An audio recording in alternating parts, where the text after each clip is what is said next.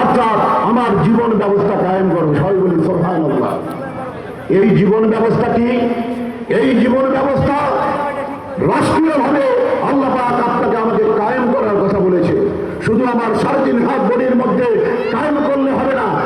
নামাজকে কায়েম করার জন্য যেমনি প্রত্যেকটা মহল্লায় মসজিদের প্রয়োজন, আল্লাহর জমিনে আল্লাহর দ্বীনকে বাস্তবায়ন করার জন্য, রাষ্ট্রে ইসলামকে প্রতিষ্ঠিত করার জন্য আমাদেরকে ইসলামী সংসদ তৈরি করতে হবে কি হবে না? আপনারা কি বলেন?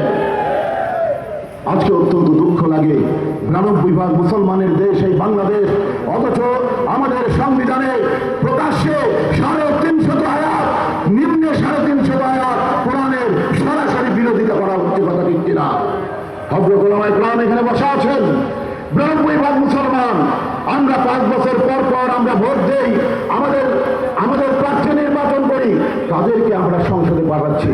প্রিয় বন্ধুরা আমার, হযরত ওলামায়ে কেরামের জবানে শুনেছি, কাল কিয়ামতের মাঠে এই যে আমরা ভোট দিচ্ছি, হযরত ওলামায়ে কেরাম বলেন ভোট মানে সাক্ষী দেওয়া, ভোট মানে সমর্থন করা। কাজেই এই যে আমরা ভোট দিচ্ছি, হযরত ওলামায়ে কেরামের জবান থেকে শুনেছি, তারা তাফসীর করে বলেছেন কাল কিয়ামতের মাঠে মানুষগুলো ওঠার পরে তাদের হাতে যখন আমলনামা দেওয়া হবে, সেই আমলনামা খুলে অনেকেই দেখবেন তার আমলনামার মধ্যে চুরির গুনাহ, তার আমলনামার মধ্যে জেনার গুনাহ, মদের গুনাহ।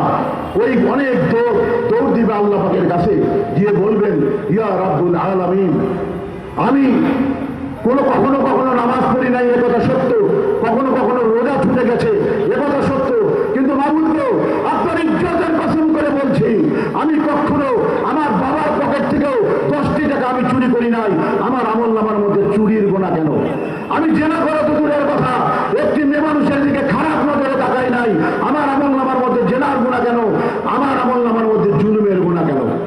আল্লাহ পাক ডাক দিয়ে বলবেন, এ বান্দা, তুমি চুরি করো না এ কথা আমি জানি, তুমি জেনা করো না এ কথা আমি জানি, সবই আমি জানি, কিন্তু তুমি স্মরণ করে দেখো 5 বছর পরে নির্বাচন এসেছিল, এই নির্বাচনে তুমি আমার যে জীবন বিধানের পক্ষে যারা দাঁড়িয়েছিল, কোরআনী বিধান সংসদে কায়েম করবে, খোলাফায়ে রাশেদার আদর্শে সমাজ ব্যবস্থা প্রতিষ্ঠিত করবে, মানুষের সম্পদ রক্ষা করবে, সেই সমস্ত প্রতিনিধিদেরকে ভোট না দিয়ে তুমি এমন মানুষকে নেতা বানিয়েছিলে যারা সংসদে বসে মানুষের অর্থ পাচার করে বিদেশে পাঠিয়েছে, মানুষের সম্পদ চুরি করেছে। তুমি এমন মানুষকে মেয়র করেছিলে, এমপি করেছিলে যারা জনগণের সম্পদ চুরি করেছে, যারা জেনার আইন পাস করেছে, যারা মানুষের উপরে নির্যাতন করেছে, খুন করেছে, তারা বিভিন্নভাবে নির্যাতন করেছে। ওগো বান্দা, তুমি চুরি করো নাই, তুমি নির্যাতন করো নাই, তুমি জেনা করো নাই, কিন্তু তুমি তার প্রতি যে সহযোগিতা করেছো ভোটটা দিয়ে, তাকে যদি তুমি ভোট না দিতে সে এগুলো করতে পারতো না। তোমার ভোটের কারণে সে চুরি করেছে, আজকে তুমি তার গুনাহ নিয়ে তুমি জাহান্নামে যাও। আপনাদের কাছে আমি প্রশ্ন করতে চাই, আপনারা কেউ কি অন্যের গুনাহ নিয়ে জাহান্নামে যেতে রাজি আছেন? না, আমরা অন্যের গোলা নিয়ে জাহান্নামে যেতে রাজি না। কাজেই আমার বাবারা, আজকে অনেক মুসলমানের সন্তান আমরা আজকে অনেকে না বুঝে আমরা বিভিন্ন দলে বিভক্ত হয়ে পড়েছি।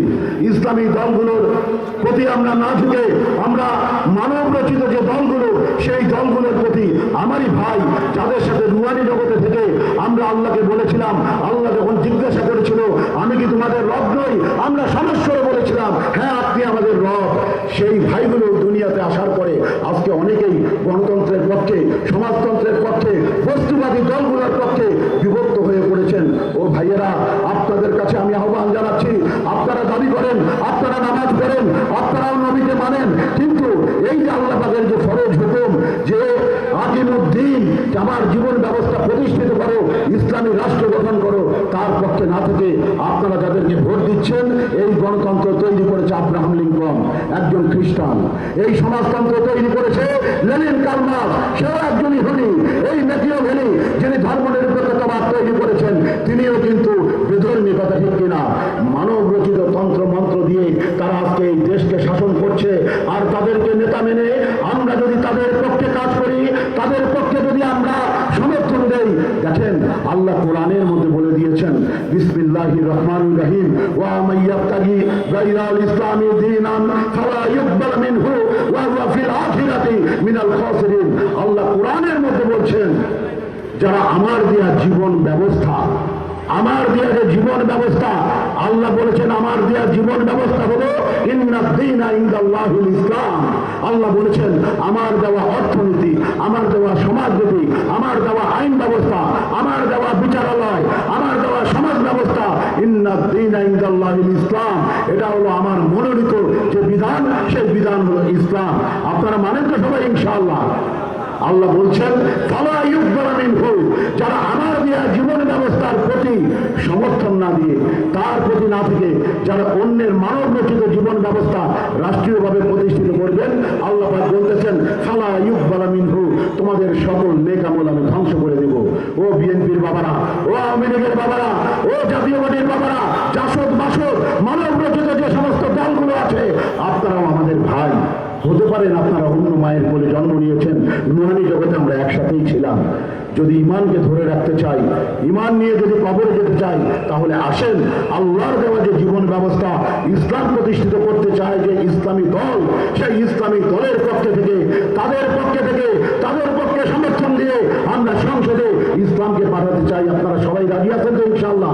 থেকে রাজি আছেন? হাত তুলে দেখান। নারায়ে তাকবীর, নারায়ে তাকবীর। আলহামদুলিল্লাহ। প্রিয় সহযোদ্ধা ভাইয়েরা, আমি বেশি কথা বাড়াবো না।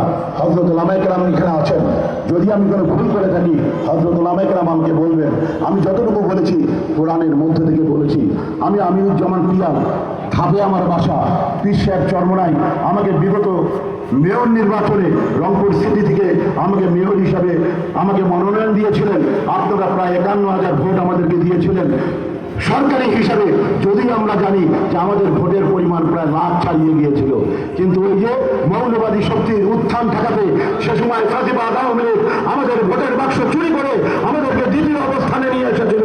এবার ইনশাআল্লাহ পরিবর্তিত এই বাংলাদেশে রংপুর থেকে আমরা বিজয়ের ঝান্ডা তুলতে চাই। আপনারা কে কে রাজি আছেন? হাত তুলে দেখান ইনশাআল্লাহ। আলহামদুলিল্লাহ। বন্ধুরা আমার, পীর সাহেব চরমনাই রংপুর সদর ৩ আসনে আমাকে মনোনয়ন দিয়েছেন, আর গঙ্গাচড়া আসন রংপুর ১ আসনে এডিএম গোলাম মোস্তফা ভাইকে দিয়েছেন। যেখানেই হাত পাখার মার্কা দেখবেন, যেখানেই ইসলামের পক্ষের মার্কা দেখবেন। এবার যেহেতু নির্বাচনী জোট হবে, নির্বাচনী জোটের পক্ষে আমরা চেয়েছি ইসলামের পক্ষে একটি মার্কা যাবে। আমরা কোনো ব্যক্তিকে নয়, আমরা ইসলামকে আমরা সংসদে নিতে চাই। কথা ঠিক কিনা? ইসলামী সংসদ আমরা গঠন করতে চাই। আজকে হতে পারে হাত পাখা, হতে পারে দাঁড়িপাল্লা, যে মার্কাই হোক একটি মার্কায় থাকবে ইনশাআল্লাহ। যদি সেই সিদ্ধান্ত কেন্দ্র থেকে আসে, তাহলে সেই মার্কার প্রতি আমরা নিবেদিত প্রাণ কাজ করে ইসলামকে আমরা সংসদে নেব ইনশাআল্লাহ। কে রাজি আছেন? জোরে স্লোগান দেন ইনশাআল্লাহ। বন্ধুরা আমার, ৫৪ বছরে জেল জুলুম অত্যাচার আমরা সহ্য করেছি। আপনারা জানেন জুলাই বিপ্লবে এবার ৩৬টা শিশু এই জুলাই বিপ্লবে তাদেরকে জীবনকে উৎসর্গ করে তারা শহীদ হয়ে গেছে। কথা ঠিক।